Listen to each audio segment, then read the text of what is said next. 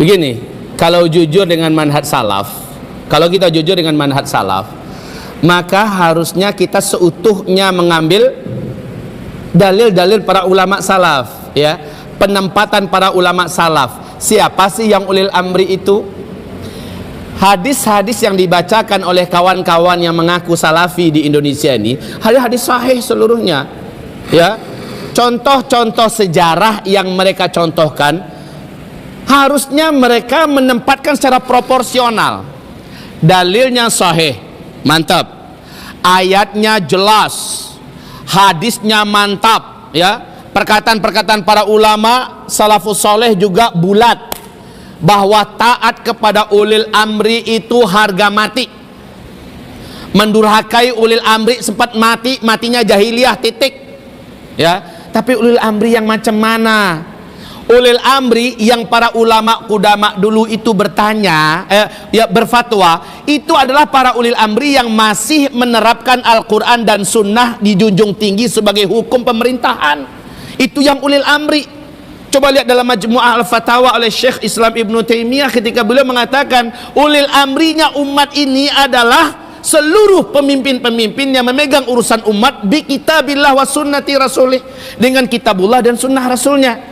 Syekh Abdullah bin Abdul Aziz bin Bas di dalam kitab beliau Wujubu Tatbiqi Syariatillah, kewajiban menerapkan syariat Allah Subhanahu wa taala, mengatakan dengan tegas bahwa siapapun pemerintahannya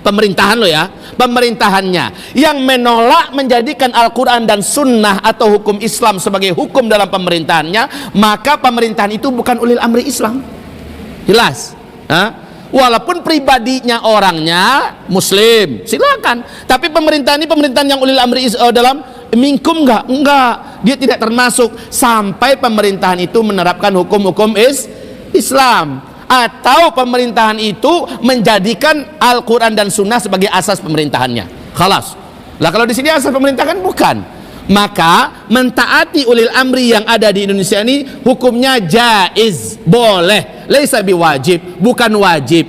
Kenapa? Karena pemerintahan yang ada ini selama dia tidak menghalang-halangi agama kita, selama dia tidak membuat makar menghancurkan agama kita, memerangi kita, mentaatinya hukumnya jaiz, dan hukum yang dia tetapkan itu tidak melanggar pada perintah Allah.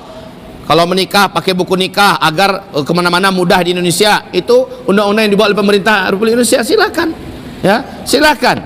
Kemudian kalau bawa kendaraan harus ada SIM, kemudian kemana-mana harus ada KTP dan sebagainya, silakan. Itu undang-undang yang dibuat dan itu tidak melanggar dengan agama kita sedikit pun. Tapi kalau sempat mereka menetapkan suatu undang-undang yang bertentangan dengan agama kita, dengan syariat kita, la ta'ata li makhluk fi maksiatillah, tidak boleh taat pada makhluk manapun selama itu adalah maksiat kepada Allah. Nah, ini masalahnya kawan-kawan salafi ini, mereka menyebutkan dalil-dalil tapi tidak ditempatkan pada tempatnya. Nah, ini masalahnya. Penempatan yang benar itu adalah ditempatkan pada ulil amri yang zaman khilafah dulu tegak. Yang di zaman khilafah dulu tegak, ya, wajib taat walaupun dia zalim, walaupun dia merampok harta kita, wajib mentaatinya sepenuhnya, ya. Walaupun dia akhirnya membunuh kita, khalas, sabar saja, insyaallah walakal jannah. Tapi untuk yang tidak menerapkan hukum Allah di dalam pemerintahannya, ulama mana dari ulama salaf yang berani mengatakan pemerintahan Islam wajib taat kepadanya? Maka sekali lagi jujurlah dalam bermanhaj. Kalau mengatakan manhaj salafus saleh, ambil utuh dong, ambil secara total, jangan sekerat-sekerat. Jangan ketika fatwa-fatwa yang tajam, ya, ini namanya, makanya mereka ini disebut dengan murjiah modern, ya, murjiah modern. Kelompok yang ini murjiah modern. Kenapa mereka katakan murjiah modern? Mereka mencoba mencari selamat dengan cara menjilat kepada penguasa, melindungi dan membela penguasa yang ada, walaupun penguasa itu jelas-jelas menentang, menolak, mementahkan, bahkan memerangi syariat Islam. Ini murjiah, tipenya seperti itu. Nah, ini murjiah modern.